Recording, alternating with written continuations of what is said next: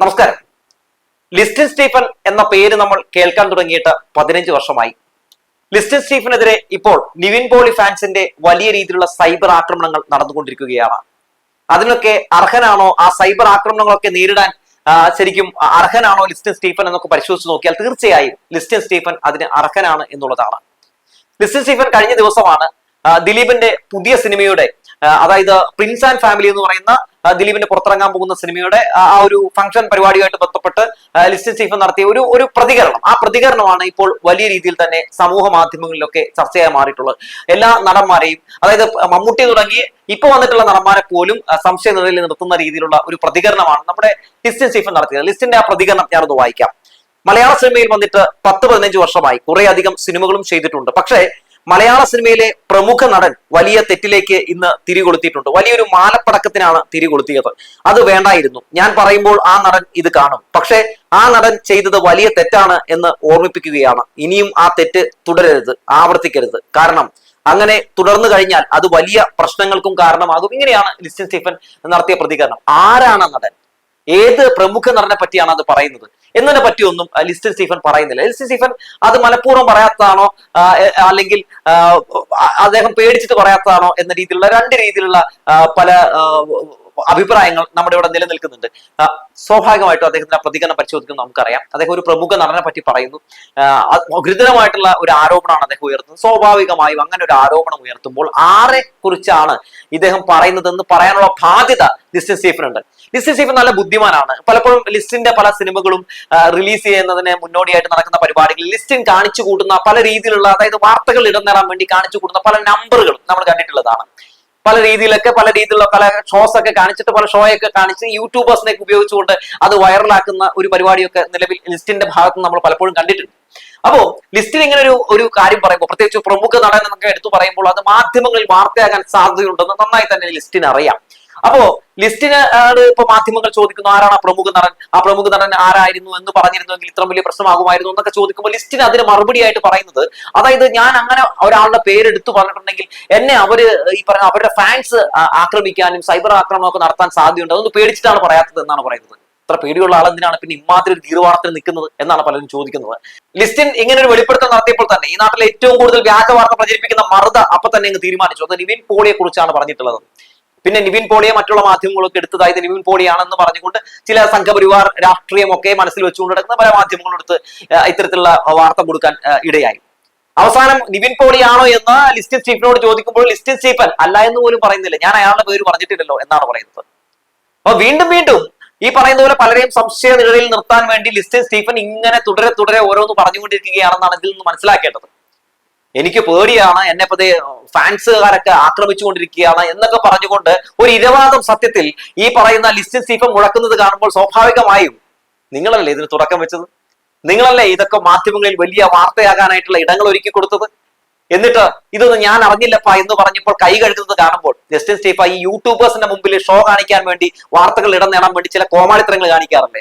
അത് ഇത്തരം ഗൗരവകരമായിട്ടുള്ള കാര്യങ്ങൾ പറയുമ്പോഴും എല്ലാം കഴിഞ്ഞ ശേഷം കൈ കഴുകി പോകാൻ പറ്റുമെന്നാണ് വിചാരിച്ചിരുന്നതെങ്കിൽ അതൊക്കെ വെറും തോന്നലാണ്. എന്തായാലും ലിസ്റ്റിൻ സ്റ്റീഫനെതിരെ സാന്ദ്ര രംഗത്ത് വന്നിട്ടുണ്ട്. സാന്ദ്രയുടെ ഇന്നത്തെ FB പോസ്റ്റ് നല്ല കഴമ്പുള്ള ഒരു FB പോസ്റ്റാണ്. ആ FB പോസ്റ്റിനും ലിസ്റ്റിൻ സ്റ്റീഫൻ മറുപടി പറയാൻ എന്തായാലും ഇതുവരെ മുതിർന്നിട്ടില്ല എന്ന കാര്യം കൂടി ഒന്ന് പറഞ്ഞു വെക്കുകയാണ്. എന്തായാലും സാന്ദ്രയുടെ ആ FB പോസ്റ്റ് വായിക്കാം. സാന്ദ്ര ഇന്നലെ അതായത് മിനിങ്ങാന്നിട്ടൊരു FB പോസ്റ്റ് ഉണ്ട്. ആ FB പോസ്റ്റിൽ പറയുന്നത് ഇങ്ങനെയായിരുന്നു: ഫിലിം പ്രൊഡ്യൂസേഴ്സ് അസോസിയേഷൻ ഭാരവാഹിക്കും അസോസിയേഷനിൽ വിശ്വാസമില്ലാതായോ എന്ന് ചോദിച്ചുകൊണ്ടാണ് കഴിഞ്ഞ ദിവസം, അതായത് മിനിങ്ങാന്ന് ഈ പറയുന്നത് പോലെ സാന്ദ്ര FBയിൽ ലിസ്റ്റിനെതിരെ ഗുരുതരമായിട്ടുള്ള ആരോപണം ഉന്നയിച്ചു. പക്ഷേ അതിനേക്കാൾ ഗുരുതരമായിട്ടുള്ള ആരോപണമാണ് ഇന്ന് ഈ പറയുന്ന സാന്ദ്ര FBയിൽ ചില കാര്യങ്ങൾ എഴുതിയിട്ടുകൊണ്ട് ഉന്നയിച്ചിട്ടുള്ളത്. ഇങ്ങനെയാണ് സാന്ദ്ര പറയുന്നത്: മലയാള സിനിമ കൈപ്പിടിയിൽ ഒതുക്കാനുള്ള വട്ടിപ്പലിശക്കാരന്റെ ഗൂഢനീക്കത്തിന് ലിസ്റ്റിൻ സ്റ്റീഫൻ കൂട്ടുനിൽക്കരുത്, പ്ലീസ്, അപേക്ഷയാണ്.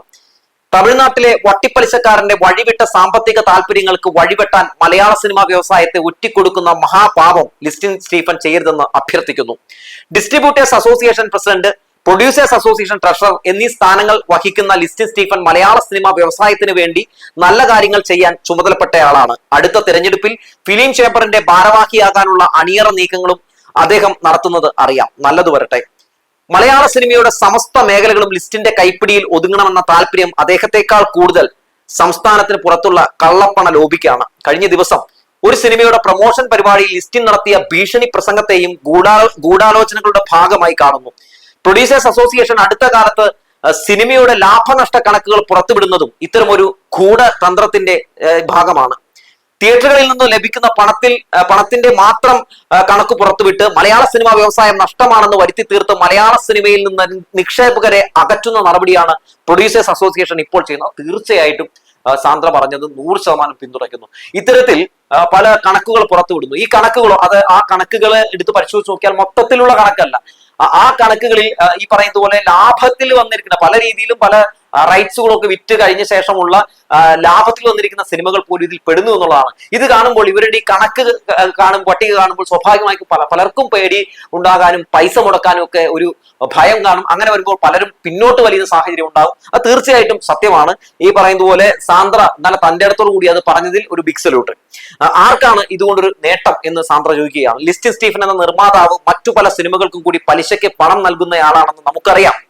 ഇപ്പോൾ തിയേറ്ററിൽ ഹിറ്റായി ഓടിക്കൊണ്ടിരിക്കുന്ന ഒരു സിനിമയിൽ പോലും വൻ തുക അദ്ദേഹം നിക്ഷേപിച്ചു. സംസ്ഥാനത്ത് ആകമാനം എത്രയോ സ്ക്രീനുകൾ ലിസ്റ്റിന്റെ ഉടമസ്ഥതയിലുള്ള മാജിക് ഫ്രെയിംസിന്റെ നിയന്ത്രണത്തിലാണ്. മലയാളത്തിൽ സിനിമ നിർമ്മിക്കാൻ നിക്ഷേപകർ വരാതായാൽ മറ്റു സംസ്ഥാനങ്ങളിലെ വട്ടിപ്പലിശക്കാരുടെ കൈകളിൽ കേരളത്തിലെ സിനിമാ വ്യവസായം എത്തിപ്പെടും. ഇത്തരം വട്ടിപ്പലിശക്കാരിൽ നിന്ന് വൻ തുക വാങ്ങി അവരുടെ ഏജന്റായാണ് ലിസ്റ്റിൻ കൂടിയ പലിശയ്ക്ക് പണം മുടക്കുന്നത്. ലിസ്റ്റിന്റെ ഇപ്പോഴത്തെ ഗൂഢനീക്കങ്ങൾ അദ്ദേഹത്തിന് താൽക്കാലിക ലാഭമുണ്ടാക്കാൻ സഹായകരമായിരിക്കും. പക്ഷേ ലിസ്റ്റിൻ ഒന്ന് ഓർക്കണം, ലിസ്റ്റിൻ മലയാള സിനിമാ രംഗത്ത് സൃഷ്ടിക്കുന്ന പലിശ കുത്തകകൾ കാര്യം നടന്ന് കഴിഞ്ഞാൽ നിങ്ങളെയും വിഴുങ്ങും. അപ്പോഴേക്കും മലയാള സിനിമയുടെ ഇപ്പോഴത്തെ നിർമ്മാതാക്കൾക്ക് വംശനാശം സംഭവിച്ചിരിക്കും. ലിസ്റ്റിന്റെ ഇപ്പോഴത്തെ വാക്കുകളിലും പ്രവർത്തികളിലും ഒരു ഒറ്റുകാരന്റെ കൊതിയും കിതപ്പും കാണുന്നുണ്ട്. പക്ഷേ അതിനു വേണ്ടി സ്വീകരിക്കുന്ന തെറ്റായ മാർഗങ്ങൾ മലയാള സിനിമയ്ക്കും നമ്മുടെ നാടിനും ഒട്ടും നല്ലതല്ല. വട്ടിപ്പലിശക്കാരന്റെ സ്വാധീനവും താല്പര്യങ്ങളും കാരണം ഇപ്പോൾ ഒരു നിർമ്മാതാവിന് നേരിട്ട് പോയി സിനിമയുടെ സാറ്റലൈറ്റ് റൈറ്റ് വിൽക്കാൻ കഴിയാത്ത സാഹചര്യമാണ് മലയാളം ചാനൽ ലോകത്തുണ്ടായിരിക്കുന്നത്. ഒരു സാധാരണ സിനിമാ നിർമ്മാതാവിനും മലയാള സിനിമാ രംഗത്ത് ഒരു നിലയ്ക്കും നിലനിൽക്കാൻ കഴിയാത്ത സാഹചര്യമാണ് ഇപ്പോൾ ഉണ്ടായിരിക്കുന്നത്. അതൊരു ലോബിയുടെ താല്പര്യമാണ്. അതിന്റെ കെടുതികൾ എല്ലാ സിനിമാ രംഗങ്ങളും ചലച്ചിത്ര പ്രവർത്തകരും മാധ്യമങ്ങളും തിരിച്ചറിയണം. ലിസ്റ്റിൻ സ്റ്റീഫൻ സ്വയം തിരുത്താനും മലയാള സിനിമാ വ്യവസായത്തിന്റെയും നാടിന്റെയും നന്മയ്ക്ക് വേണ്ടി നിലകൊള്ളാനും ശ്രമിക്കണം. ആരും തെറ്റിദ്ധരിക്കരുതെന്ന് അഭ്യർത്ഥിക്കുന്നു. തീർത്തും നല്ല ഉദ്ദേശത്തോടെയാണ് ഇത്രയും പറഞ്ഞത്. ഇതെല്ലാം അറിഞ്ഞിട്ടും സിനിമാ സംഘടനാ നേതൃത്വത്തിൽ ഇരിക്കുന്നവർ കുറ്റകരമായ മൗനം പാലിക്കുന്നതും നിസ്സഹായതയാൽ പിന്തുണയ്ക്കുന്നതും കാണുമ്പോൾ അതിയായ ദുഃഖം തോന്നുന്നു. മലയാള സിനിമയും അതിന്റെ നിർമ്മാതാക്കളും മറ്റ് സാങ്കേതിക പ്രവർത്തകരും അതിന്റെ നല്ല കാലം വീണ്ടെടുക്കുമെന്ന പ്രതീക്ഷയോടെ സാന്ദ്ര തോമസ് എന്നാണ് പറയുന്നത്. സിനിമാക്കാർക്കിടയിൽ ഒരുപാട് പ്രശ്നങ്ങളുണ്ട്, നമുക്കറിയാവുന്ന ഒരു കാര്യമാണ്. സാന്ദ്ര ഈ പറയുന്നത് പോലെ ഇവരൊക്കെ ആയിട്ട് തെറ്റി നിൽക്കുന്ന ഒരാളാണ്. പക്ഷേ സാന്ദ്ര ഈ പറഞ്ഞിട്ടുള്ള പല കാര്യങ്ങളിലും കഴമ്പുണ്ട്. മാത്രമല്ല സാന്ദ്ര പറഞ്ഞിട്ടുള്ള ഈ വിഷയവുമായി ബന്ധപ്പെട്ടുകൊണ്ട് വസ്തുതകൾ എന്തെങ്കിലും നിലനിൽക്കുന്നുണ്ടെങ്കിൽ സ്വാഭാവികമായും ആ വിഷയത്തിലൊക്കെ ഒരു അന്വേഷണവും നടത്തേണ്ടതുണ്ട്.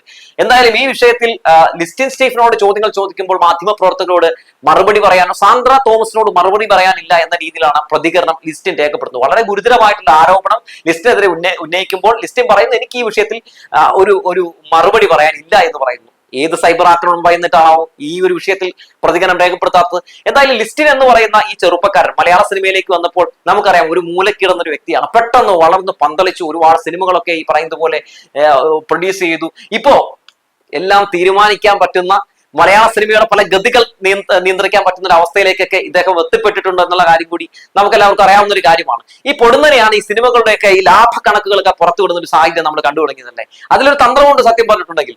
ജനുവരിയിൽ ഇത്ര സിനിമ ഇറങ്ങി, ഫെബ്രുവരിയിൽ ഇത്ര സിനിമ ഇറങ്ങി, അത് കഴിഞ്ഞുള്ള മാസങ്ങളിൽ ഇത്ര സിനിമ ഇറങ്ങി, ഇതിൽ നിന്ന് ഈ സിനിമ മാത്രമേ ലാഭം കൊയ്തുള്ളൂ എന്നൊക്കെ പറഞ്ഞുകൊണ്ട് ഇവർ നടത്തിക്കൊണ്ടിരിക്കുന്ന ചില നീക്കങ്ങളുണ്ട്. ആ കണക്കുകൾ പരിശോധിച്ച് നോക്കുമ്പോൾ ഞാൻ നേരത്തെ പറഞ്ഞതുപോലെ ആ കണക്കുകൾ എന്താണ് നമ്മളെ സൂചിപ്പിക്കുന്നത്? അത് മൊത്തത്തിലുള്ള കണക്കുകളല്ല. ഒരു സിനിമ 100 കോടി ക്ലബിൽ കയറി എന്ന് പറയുമ്പോൾ ഇവരുടെ കണക്ക് പ്രകാരം നോക്കുമ്പോൾ എവിടെ അത്രയൊന്നും ഇല്ല. അപ്പൊ സ്വാഭാവികമായിട്ടും മറ്റുള്ളവർക്ക് ഒരു സംശയം തോന്നും, ഇതൊക്കെ തള്ളാണോ എന്നൊരു തോന്നൽ വരും. അപ്പൊ ആ തോന്നലുകൾ ഉണ്ടാക്കുക, സംശയങ്ങൾ ഉണ്ടാക്കുക, സിനിമയിലേക്ക് ഇൻവെസ്റ്റ് ചെയ്യാൻ പറ്റുന്ന പ്രൊഡ്യൂസേഴ്സിനെ മാറ്റി നിർത്തുക എന്നൊരു ലക്ഷ്യം ഇതിന് പിന്നിലുണ്ടോ എന്ന കാര്യം കൂടി സംശയിക്കേണ്ടിയിരിക്കുന്നു. എന്തായാലും ലിസ്റ്റിൻ സ്റ്റീഫൻ എന്ന് പറയുന്ന ഈ മൂപ്പര് എന്തായാലും കൊളുത്തിയ തിരി, ആ തിരി എന്തിനു വേണ്ടിയാണ് എന്നൊക്കെ നമുക്ക് വഴി എന്തായാലും മനസ്സിലാക്കാൻ സാധിക്കും. ആരെ ലക്ഷ്യമിട്ടുകൊണ്ട്, ആരെ തീർക്കാൻ വേണ്ടി, ആർക്കൊക്കെ ഇവിടെ കളമുണ്ടാക്കി കൊടുക്കാൻ വേണ്ടി ചെയ്തതാണെന്നൊക്കെ എന്തായാലും കാലം തെളിയിക്കട്ടെ എന്ന് പറഞ്ഞു വെച്ചുകൊണ്ട് നിർത്തുകയാണ്.